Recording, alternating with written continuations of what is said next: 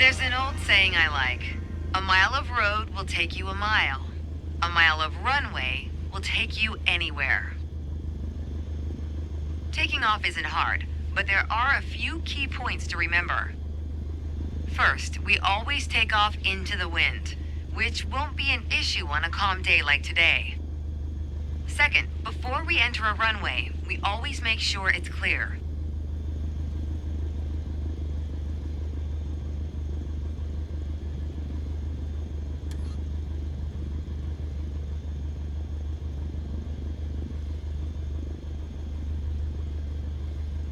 Everything looks good, no cross traffic. Go ahead and taxi into position. The rudder pedals should make steering the plane pretty easy.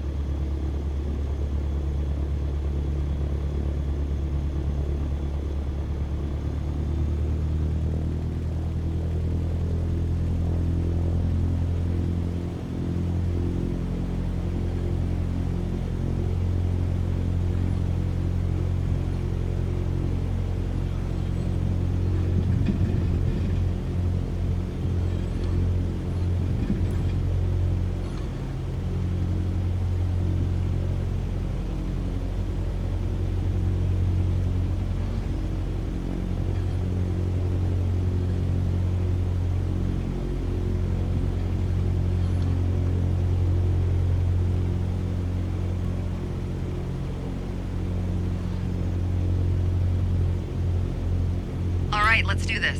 Apply full power and I'll walk you through the takeoff as we go.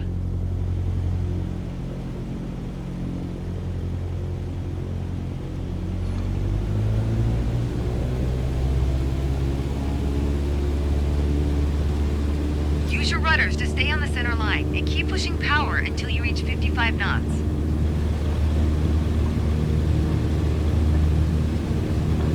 Good. Now gently pull back on the yoke. Line up the top of your instrument panel so it's a couple inches above the horizon. That'll pitch us up and set a good climb attitude. And we're airborne. Focus on flying straight. Use your rudders to keep the runway heading of 210 degrees. Maintain 75 knots and we'll reach our target altitude of 5,500 feet in no time.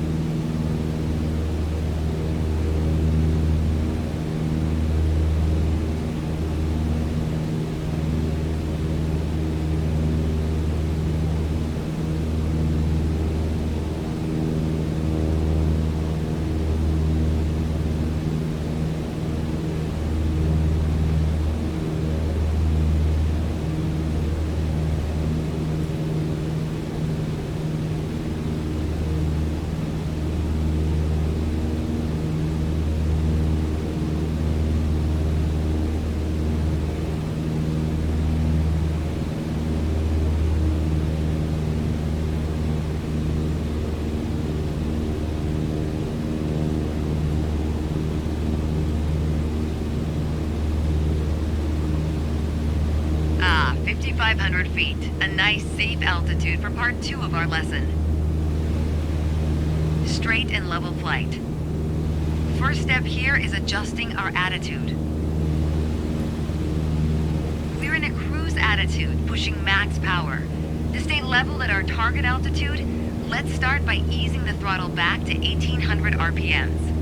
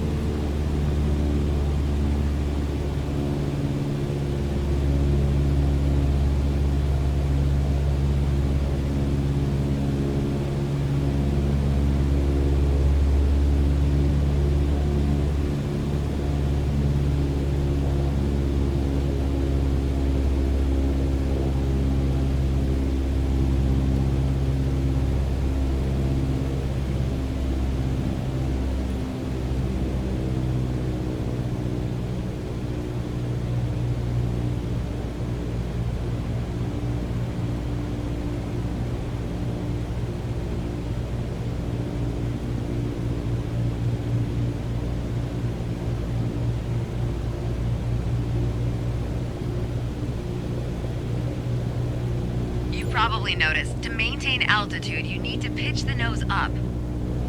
You could just keep pulling on the yoke to hold steady, but that's not really a precise means of control. Probably better to adjust your trim wheel until you don't need to push or pull on the yoke. Drag the trim down when you need to set the nose up. Drag it up to set the nose down. Try adding trim to keep us at 5,500 feet without increasing throttle. If you feel our pitch slipping and need to get back to the proper attitude, don't worry. Just pull on the yoke, then dial in the right trim.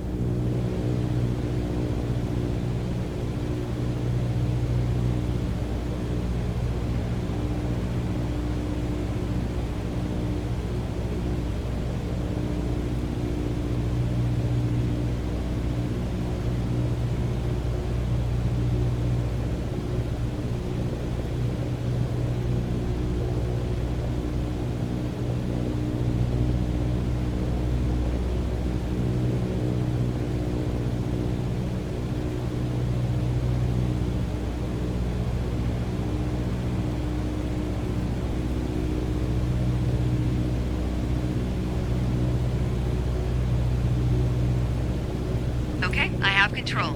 Hope you enjoyed the lesson.